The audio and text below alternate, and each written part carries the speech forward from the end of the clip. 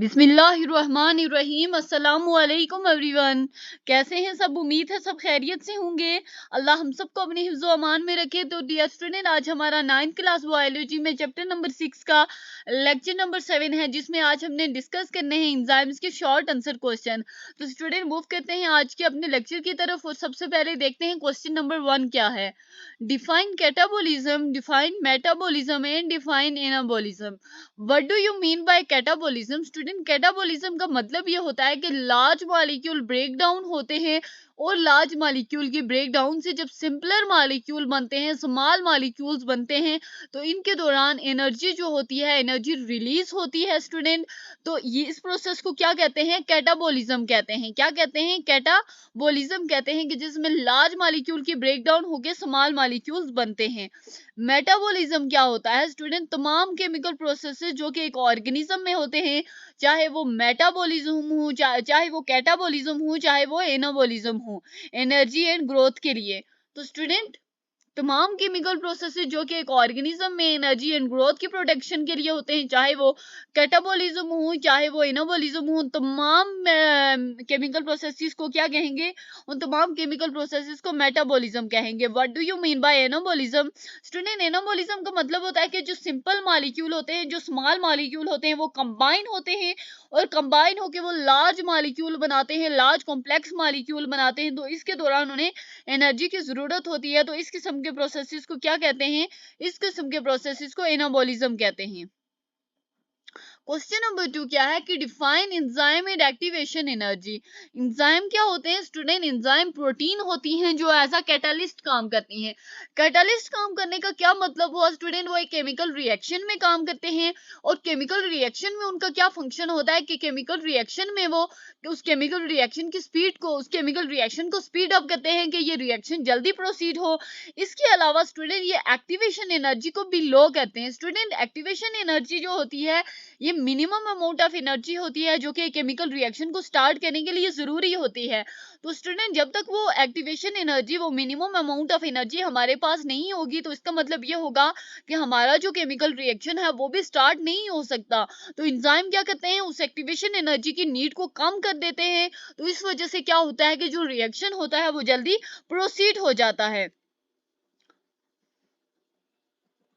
Question number 3 क्या है कि differentiate between prosthetic group and coenzyme. Student, prosthetic group एक नॉन प्रोटीन मॉलिक्यूल होता है जो कि एक एंजाइम के साथ टाइटली बाउंड होता है, जो कि एक एंजाइम के साथ टाइटली अटैच होता है। स्टूडेंट, प्रोस्थेटिक ग्रुप क्या होता है? प्रोस्थेटिक ग्रुप एक ऐसा नॉन प्रोटीन मॉलिक्यूल होता है जो कि एक एंजाइम के साथ परमानेंटली या टाइटली अटैच्ड होता है। स्टूडेंट, ये जो प्रोस्थेटिक ग्रुप होता है, ये एंजाइम के स्ट्रक्चर और फंक्शन का एक इंपॉर्टेंट पार्ट समझा जाता है। स्टूडेंट, कोएंजाइम क्या होता है? स्टूडेंट, कोएंजाइम एक स्मॉल मॉलिक्यूल होता है, एक स्मॉल ऑर्गेनिक मॉलिक्यूल होता है जो कि टेम्पररी बाइंड होता है, जो कि आर्जी तौर पर एक एंजाइम के साथ बाइंड होता है, एक एंजाइम के साथ अटैच होता है इसकी कैटालिटिक एक्टिविटी को असिस्ट करने के लिए, यानी कि इस केमिकल रिएक्शन को स्पीड अप करने के लिए।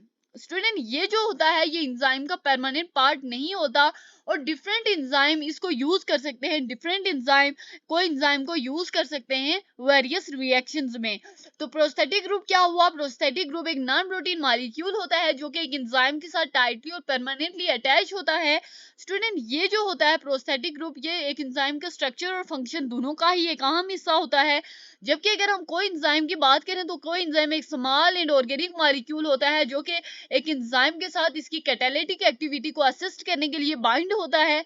स्टूडेंट, ये एक एंजाइम के स्ट्रक्चर का परमानेंट पार्ट नहीं होता और डिफरेंट एंजाइम इसको वेरियस रिएक्शंस के लिए यूज कर सकते हैं। क्वेश्चन नंबर 4 क्या है कि what is mean by denaturation of enzyme.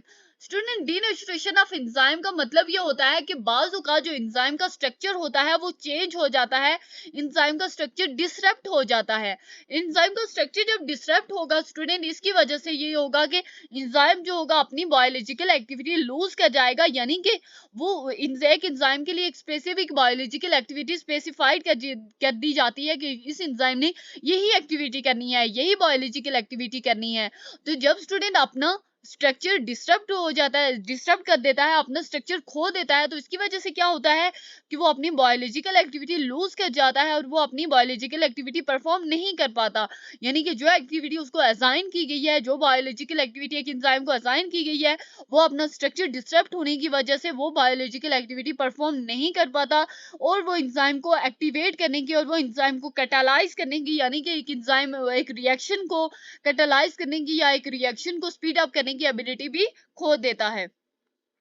अब ये डीनेचुरेशन ऑफ एंजाइम कौन कौन से फैक्टर्स की वजह से हो सकती है, जैसे कि हाई टेम्परेचर हो गया, एक्सट्रीम पीएच लेवल हो गया या एक्सपोजर टू सर्टेन केमिकल हो गया। इसकी वजह से जो एंजाइम होते हैं वो अपनी फंक्शनल शेप खो देते हैं। तो स्टूडेंट, डीनेचुरेशन ऑफ एंजाइम का क्या मतलब हुआ कि एंजाइम का स्ट्रक्चर डिस्टर्ब होने की वजह से जो एंजाइम होता है अपनी बायोलॉजिकल एक्टिविटी लूज कर जाता है और एंजाइम को कैटालाइज करने की, यानी कि एंजाइम को स्पीड रिएक्शन को स्पीड अप करने की एबिलिटी भी खो देता है। क्वेश्चन नंबर 5 क्या है कि what do you mean by optimum temperature and enzyme. Student, optimum temperature और पीएच का मतलब ये होता है कि what do you mean by optimum temperature and pH. Student, optimum temperature और पीएच का मतलब ये होता है कि ऐसा स्पेसिफिक टेम्परेचर और ऐसा पीएच लेवल जिसमें जो एंजाइम होता है वो अपनी एक्टिविटी एफिशिएंसी से परफॉर्म करता है। स्टूडेंट, ये एक ऐसा लेवल होता है, चाहे ऑप्टिमम टेम्परेचर की बात करें या पीएच लेवल की बात करें। स्टूडेंट, मैं सबसे पहले आपको ऑप्टिमम टेम्परेचर का बताती हूँ कि ये एक ऐसा टेम्परेचर होता है कि जब जब हम टेम्परेचर को इंक्रीज करते जाएंगे एक रिएक्शन में, तो जो रिएक्शन होगा वो भी स्पीड अप होता जाएगा। लेकिन स्टूडेंट, एक स्पेसिफिक लेवल आता है कि जिसके बाद आप टेम्परेचर को जितना इंक्रीज करें उससे एंजाइम की एक्टिविटी पे कोई फर्क नहीं पड़ता, एंजाइम जो रिएक्शन होता है वो स्पीड अप नहीं होता। तो स्टूडेंट, यही वजह होती है कि जो एक ऑप्टिमम टेम्परेचर एक रिएक्शन के लिए जरूरी होता है, अगर वो रिएक्शन बहुत ज्यादा इंक्रीज हो जाए तो उससे क्या हो जाता है, जो एंजाइम का स्ट्रक्चर होता है वो डिसरप्ट हो जाता है और एंजाइम अपनी बायोलॉजिकल एक्टिविटी खो देता है। इसके अलावा पीएच की बात करें तो स्टूडेंट, डिफरेंट एंजाइम होते हैं, वो एसिडिक पीएच में काम करते हैं, डिफरेंट एंजाइम एसिडिक लेवल पे काम करते हैं, एसिडिक रेंज में काम करते हैं, और कुछ जो एंजाइम होते हैं वो एल्कलीन पीएच में काम करते हैं।